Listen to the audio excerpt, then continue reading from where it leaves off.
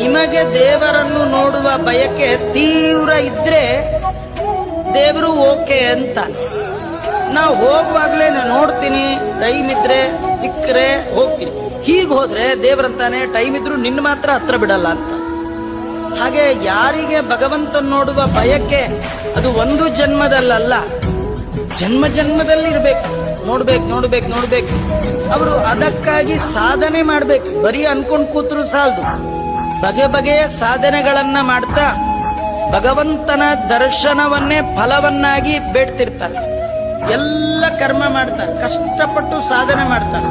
ನಿಮ್ಗೇನ್ ಬೇಕು ಅಂತ ಕೇಳಿದ್ರೆ ಏನ್ ಬೇಡ, ದೇವರೇ ನಿನ್ ದರ್ಶನ ಇಷ್ಟೇ ಕೇಳ್ತಿರ್ತಾರೆ. ಅವರು ಜನ್ಮ ಜನ್ಮದಲ್ಲಿ ತಾವು ಮಾಡುವ ಸಕಲ ಕರ್ಮಗಳ ಮೂಲ ಉದ್ದೇಶ ಒಂದೇ, ದೇವರೇ ನೀನು ಪ್ರೀತನಾಗು, ನೀನು ಪ್ರೀತನಾಗಿದ್ರೆ ನಿನ್ ದರ್ಶನ ಕೊಡು ಅಷ್ಟೇ.